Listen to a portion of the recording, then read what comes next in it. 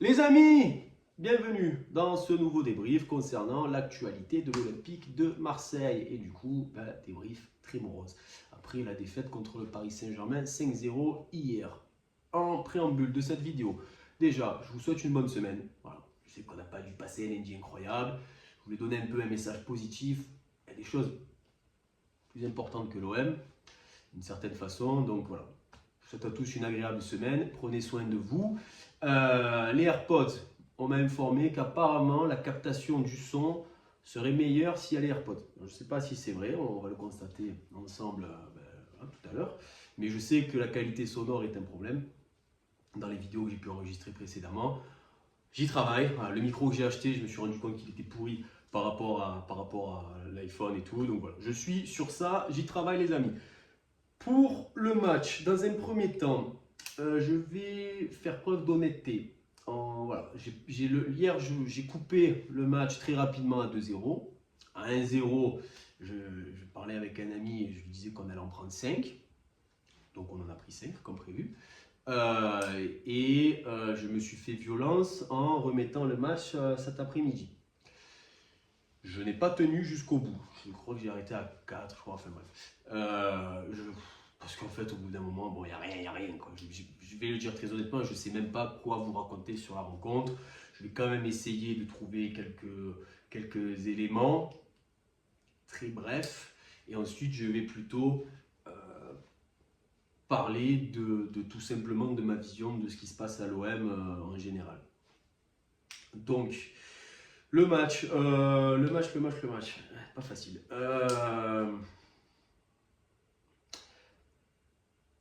Écoutez, c'est la plus grande défaite et la plus grosse humiliation de l'Olympique de Marseille dans l'histoire de la Ligue 1 et dans l'histoire de la Ligue 1 des oppositions entre le Paris Saint-Germain et l'OM au Parc des Princes. Elle est tamponnée et labellisée Pablo Longoria, Roberto De Zerbi, Mehdi Benassia. Déjà ça, je veux qu'on le note bien. Je veux que tout le monde se l'imprègne parfaitement. On a un entraîneur qui a voulu créer un changement dans la cage en mettant notre Jeffrey Delange à la place de Geronimo Rulli. Je ne vais pas me lancer sur Delange parce que ce pauvre homme, qu'est-ce que vous voulez que je dise sur lui? Rulli, évidemment, il était en difficulté depuis quelques temps. Et maintenant, on a un entraîneur, on a un gardien en difficulté et une doublure qui a pris 5 buts face au plus grand rival de l'OM. Donc ça, c'était une superbe preuve de coaching de la part d'un entraîneur qui, pour moi, n'a aucune conviction personnelle, aucune conviction sportive et qui suit uniquement le vent. Il a entendu dire ci et là dans certains médias, etc., que peut-être qu'il faudrait mettre Delange à la place de Rulli. Vous savez, De Zerbi, voilà, il suit le vent, donc voilà, c'est ce qu'il a fait. Et ça n'a pas payé, mais ça n'a pas payé à cause de Delange, ça a payé à cause du travail footballistique fourni par Roberto De Zerbi. On a été nul en défense, on a été inexistant en attaque. On n'a aucune création dans le jeu, aucune cohérence dans les schémas de passe, aucune cohérence dans le pressing, aucune cohérence dans les placements défensifs. On a un capitaine de l'Olympique de Marseille qui n'aurait jamais dû porter ce brassard de sa vie. J'ai une certaine affection pour Leonardo Balerdi, mais je ne comprends pas comment ce mec peut aujourd'hui porter le brassard de l'OM. On a Benjamin Pavard qui nous a fait des grands trucs comme ça avant le match, qui a été catastrophique. On a Medina qui se prend pour je sais pas qui à nous raconter la vie en interview, qui a été nul à chier. Voilà, vous voulez raconter quoi de plus sur le match d'hier en termes de 90 minutes de match? Non, il n'y a rien. Je pense que ce match reflète quelque chose. Et donc là, je vais arriver sur la partie plus profonde de la vidéo. Reflète ce qu'est l'Olympique de Marseille, signé Pablo Longoria, Roberto De Zerbi, Mehdi Benassia. Ça me fait chier. Franck McCourt aussi. On va aller dans un premier temps sur Franck McCourt. Un respect sincère pour cet homme qui met énormément d'argent, on peut parler en centaines de millions, alors qu'il ne connaît pas la culture du club, la culture de la ville, la culture du pays. Pourtant, il est toujours là. Je me demande ce qu'il fait vraiment là. Et malgré tout, bon, voilà, on ne peut pas lui reprocher quoi que ce soit, mis à part peut-être finalement ne pas connaître le football, bon, il est américain, et de ne pas réaliser que là, il serait peut-être temps de faire un grand changement à l'Olympique de Marseille. Du coup, on va arriver au second étage. L'Olympique de Marseille a 280 millions d'euros de budget. Je répète, 280 millions d'euros de budget. Ce qui veut dire qu'on est le deuxième budget de France, loin derrière l'AS Monaco qui est à 170 millions. Sur les clubs engagés en Ligue des Champions, sur les 36 clubs engagés sur la phase de Ligue, on était 17e. Voilà. Vous l'avez compris? Ok. On est 4e actuellement. On est à 3 points de la 3e place. On est largué sur les 2 premiers. On a perdu à Lens, on a perdu à Lyon, on a perdu à Lille, on a perdu à Rennes, on a perdu à Paris. Sur ces matchs-là, je crois qu'il y en a 3, 4 peut-être, je ne sais pas, où on n'a pas marqué de but. Deuxième budget de France. On a 5 défaites sur 8 matchs en Ligue des Champions. 3 de ces matchs, on n'a pas marqué de but. Sur les 3 derniers matchs un peu costauds de l'Olympique de Marseille, entre Liverpool, Angers, je suis un fou moi, Bruges et le Paris Saint-Germain, on a pris 11 buts, on en a marqué 0. Et en plus de ça, on n'a pas montré quoi que ce soit. En 270 minutes de jeu, sur ces équipes-là, on n'a pas montré quoi que ce soit. Et on a des gens, à Marseille ou ailleurs, qui viennent s'en prendre à moi ou à d'autres, au nom de la stabilité, et qui essayent de défendre le bilan de Pablo Longoria, le bilan de Roberto De Zerbi, et que si on remet en cause, si on remet en question le football, mais en plus moi je vais remettre en question les hommes, je vais y arriver, on est des ennemis du club. Alors je vais déjà faire passer un message dans un premier temps à ces gens-là. Les ennemis du club, c'est vous. Vous êtes des ennemis de l'Olympique de Marseille. Vous n'êtes pas des ennemis de l'Olympique de Marseille de Pablo Longoria. Vous n'êtes pas des ennemis de l'Olympique de Marseille de Roberto De Zerbi. Vous êtes des ennemis de l'Olympique de Marseille. Et c'est pour ça que j'ai mis ce maillot-là, pour nous rappeler d'où on vient, mais aussi d'où on vient avant cette période-là. Parce que c'est sûr que c'est facile de porter ce maillot-là, mais il y a aussi celui-ci, par exemple. Vous êtes des ennemis de l'Olympique de Marseille. Vous ne connaissez même pas l'histoire du club, vous ne connaissez surtout pas l'histoire de la ville. Donc je vais dire à ces gens-là, arrêtez soit de m'adresser la parole et avant ça, cultivez-vous, lisez des bouquins comme moi je l'ai fait parce que je ne veux absolument plus débattre et absolument plus discuter avec des gens qui pour moi ne connaissent pas ce qu'est ce club. Voilà, dans un premier temps. Parce que normalement, quand on aime l'OM et quand on aime Marseille et qu'on est Marseillais comme moi j'ai la chance de l'être, ce qu'on voit sur le terrain et quand on voit ce que les hommes dans les bureaux ou sur le banc donnent comme image de ce club, moi, ça me révolte, plus que tout. Quand on a un président qui est soi-disant le président de la stabilité, qui se vend comme un défenseur de l'institution olympique de Marseille, qui a fait signer 85 joueurs en 6 ans, bientôt, il est là, 85 joueurs en 5 ans et demi, depuis qu'il est directeur sportif puis président. 85 joueurs. C'est stable, ça? 14 joueurs par an, c'est stable? Qu'un entraîneur qui nous est affiché dans une multitude de défaites avec des scores fleuves, en ayant changé constamment de composition d'équipe, soit présenté comme l'entraîneur qui faille à l'Olympique de Marseille en étant stable. Putain, je ne sais pas où est la stabilité, les gars. On nous vend à travers 3 hommes, le trio Longoria, Benassia, De Zerbi, une idée de stabilité, une idée d'un Olympique de Marseille qui aimerait être au contact des meilleurs d'une certaine façon. Pardon, désolé, parce qu'à force de gueuler, ça monte. Des gens qui veulent défendre l'institution olympique de Marseille. Moi, je vois des gens qui sont soit perdus, soit pas au niveau, soit qui en ont marre, parce qu'au centre Benassia, je pense qu'il en a clairement plus rien à foutre. Et on continue à avoir des gens qui les défendent coûte que coûte, et des gens qui sont une partie majoritaire finalement. Il y en a très peu, alors il y en a très peu qui s'expriment comme moi, il y en a un petit peu qui se posent des vraies grosses questions, mais on a quand même une majorité qui continue à être comme ça. je sais pas ce qui va se passer prochainement, mais moi, en ce qui me concerne, je suis complètement lessivé par ce club, par cette ambiance, par ces conférences de presse où on a un entraîneur qui nous raconte que c'est lui le boss et que de toute façon, même Franck McCourt, c'est pas son patron. Soit McCourt, il n'est pas au courant, soit il est vachement gentil parce que moi, je suis le numéro un, c'est moi qui mets mon argent et tout, et j'entends mon employé, mais voilà, un peu plus bas sur l'échelle, qui dit ça. Je pense que moi, personnellement, je le vire. Mais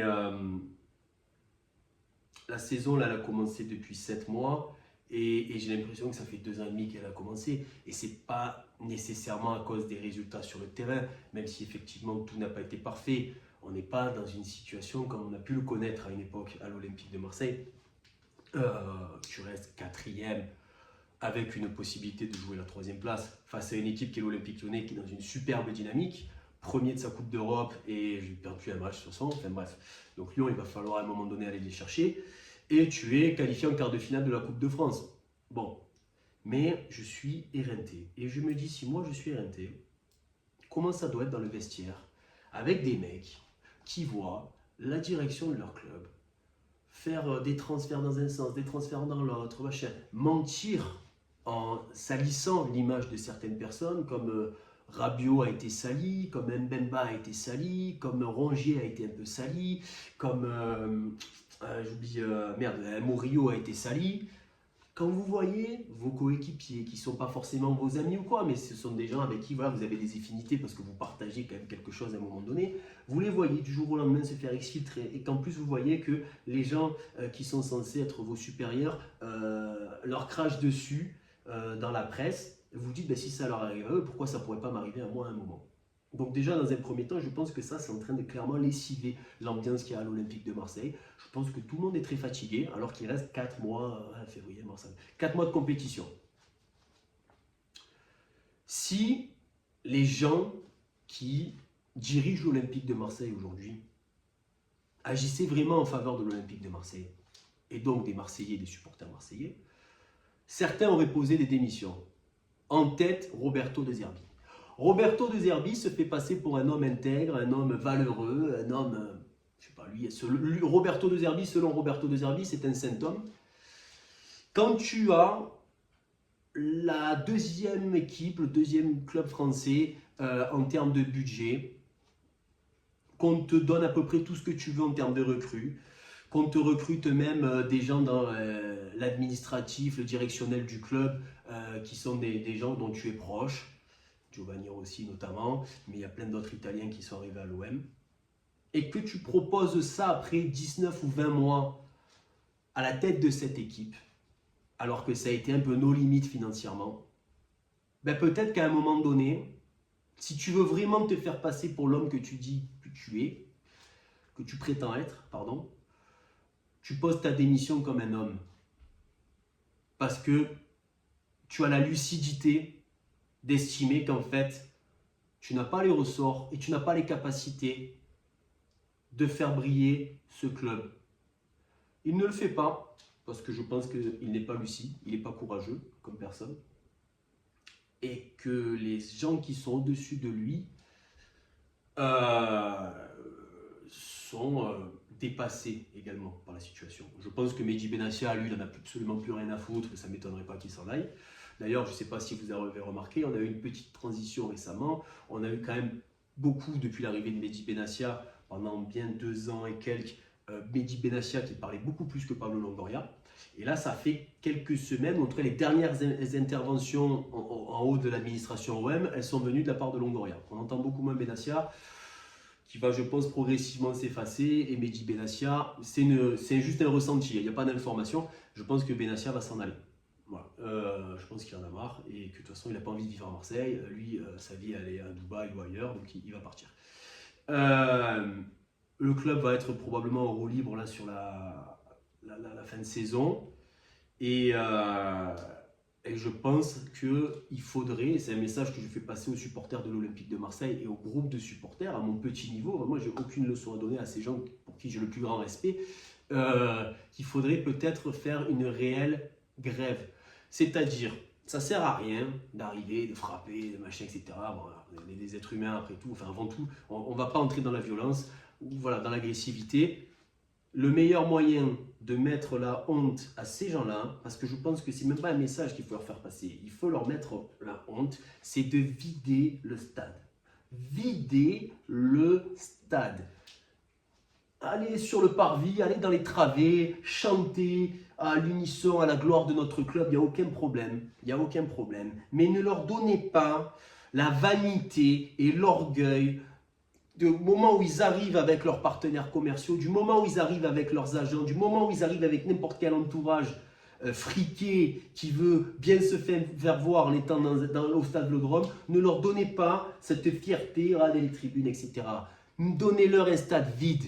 Chantez fièrement à la gloire de l'OM ailleurs, parce que c'est notre club et ça restera notre club quoi qu'il en soit. Allez faire vivre les commerçants marseillais qui seront très contents de vous recevoir. On peut regarder le match, etc. Mais ne leur donnez pas l'honneur et ne leur faites pas l'honneur de les mettre en avant par votre amour de ce club. Parce que Pablo Longoria il partira un jour, voilà, et il n'est pas l'éternel à travers l'OM.